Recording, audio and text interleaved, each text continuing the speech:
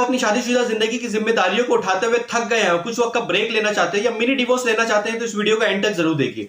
Video बहुत ही informative होने वाली है। वीडियो को अभी से लाइक कर दीजिए, चैनल को सब्सक्राइब कर दीजिए। आपके स्क्रीन के ऊपर एक स्क्रीनशॉट आ रहा होगा कि 81% लोग ऐसे हैं जो वीडियोस तो देखते हैं लेकिन हमारे चैनल को सब्सक्राइब नहीं किया है। सब्सक्राइब कर लो यार, इट्स फ्री, क्योंकि आपके लाइक शेयर और सब्सक्राइब से हमें मोटिवेशन मिलता है। सो हे दोस्तों, मैं हूं Naved Momin, a lawyer, writer, YouTuber, fascinating speaker, legal and business consultant having more than 12 years of experience in the law field.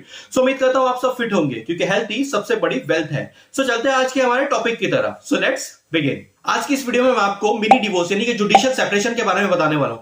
सो जल्दी से देखते हैं कि आज की इस वीडियो में हम क्या क्या टॉपिक कवर करने वाले हैं। Number 1, meaning of judicial separation. Judicial separation क्या है। नंबर 2, व्हाई जुडिशियल सेपरेशन, इस कॉन्सेप्ट की हमारी सोसाइटी को क्या जरूरत है और इसके पीछे ऑब्जेक्टिव क्या है। अपनी जॉब से लीव लेने के लिए भी आपको लीव एप्लीकेशन में जस्टिफाइड रीजन या जस्टिफाइड ग्राउंड प्रोवाइड करना होता है। इसी तरह से अपनी शादीशुदा जिंदगी से ब्रेक लेने के लिए भी आपको ग्राउंड प्रोवाइड करना होगा। सो पॉइंट नंबर 3 है ग्राउंड फॉर जुडिशियल सेपरेशन। आपने जस्टिफाइड ग्राउंड भी प्रोवाइड कर दिया और इस ग्राउंड के बेस पे आपकी लीव भी अप्रूव हो गई, लेकिन इसके कुछ इफेक्ट्स भी तो होंगे। सो पॉइंट नंबर 4 है इफेक्ट्स ऑफ जुडिशियल सेपरेशन। आपको जो लीव मिली थी वो तो टेम्पररी मिली थी ना, अब लीव से वापस भी तो आना है। सो पॉइंट नंबर 5 है रिसेशन और कैंसिलेशन। अब आपने जो मिनी डिवोर्स लिया, मतलब टेम्पररी लीव जो लिया, उसके अंदर आपको बहुत मजा आया। अब आपको ऐसा लगता है कि टेम्पररी लीव नहीं, आपको परमानेंट लीव चाहिए। सो परमानेंट लीव लेने के लिए भी आपको टेम्पररी और परमानेंट लीव में डिफरेंस तो पता होना चाहिए ना।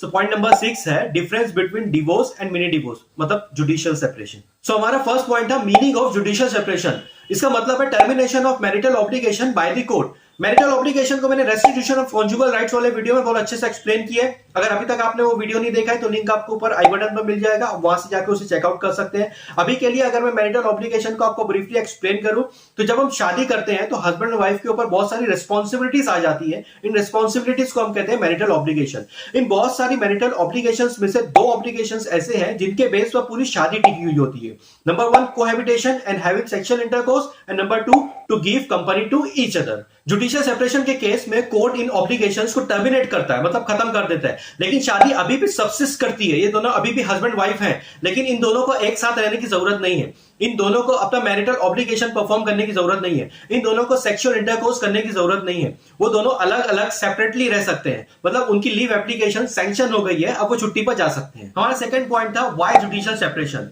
इस कॉन्सेप्ट की हमारी सोसाइटी को क्या जरूरत है और इसके पीछे ऑब्जेक्टिव क्या है। To preserve the bond of the marriage, मतलब शादी के बंधन को बनाए रखना या फिर उसको बरकरार रखना।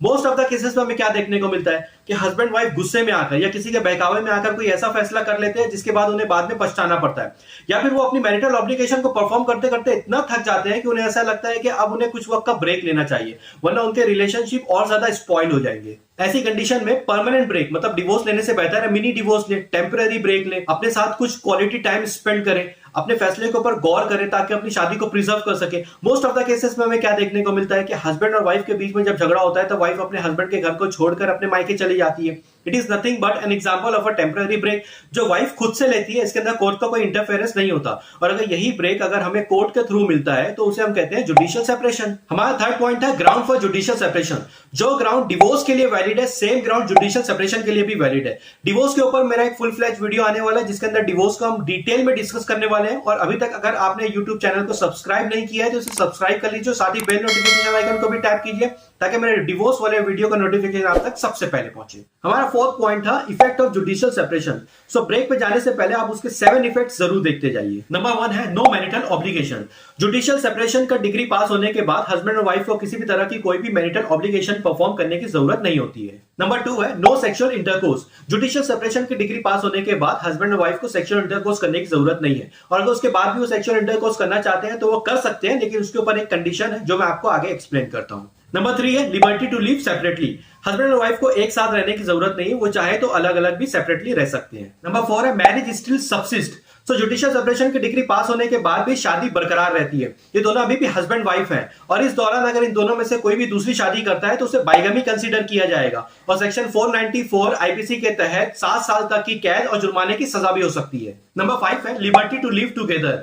जुडिशियल सेपरेशन की डिग्री पास होने के बाद या ब्रेक पे जाने के बाद आपको ऐसा फील हुआ कि नहीं यार मेरी वाइफ ही सही है, उसी के साथ रहना चाहिए, सो आप किसी भी वक्त अपनी छुट्टी को कैंसिल करके अपनी वाइफ के पास आ सकते हैं और उसके साथ रह सकते हैं। नंबर 6 है ग्राउंड फॉर डिवोर्स। अगर जुडिशियल सेपरेशन की डिग्री पास होने के बाद, या अगर मैं ऐसा कहूं कि ब्रेक पे जाने के बाद 1 साल या उसके ज्यादा का टाइम हो गया और आप अभी तक ब्रेक ही मना रहे हैं और आपने कोहैबिटेशन रिज्यूम नहीं किया है, तो एक परफेक्ट ग्राउंड है डिवोर्स के लिए। आप इस बेस के ऊपर जो है वो डिवोर्स पिटीशन भी फाइल कर सकते हैं। नंबर 7 है sexual intercourse as a rape. जैसा कि मैंने आपको बताया कि आप ब्रेक पर रह के भी अपने वाइफ के साथ सेक्सुअल इंटरकोर्स कर सकते हैं, लेकिन अगर आप अपनी वाइफ की विल के अगेंस्ट में उसके साथ सेक्सुअल इंटरकोर्स करते हैं तो ये रेप कंसीडर किया जाएगा और आपको section 376 clause B of IPC के तहत 10 साल तक की कैद और जुर्माने की सजा हो सकती है। हमारा पॉइंट नंबर 5 था रिसेशन और कैंसलेशन। जैसा कि मैंने अभी आपको बताया कि आप ब्रेक पर जाने के बाद आपको ऐसा फील हुआ कि नहीं यार आपकी वाइफ ही सही है, उसी के साथ मुझे रहना चाहिए, तो आप किसी भी वक्त कोर्ट में एक एप्लीकेशन फाइल करके अपने जुडिशियल सेपरेशन की डिग्री को कैंसिल करवा सकते हैं। पॉइंट नंबर 6 है difference between divorce and mini divorce, मतलब जुडिशियल सेपरेशन।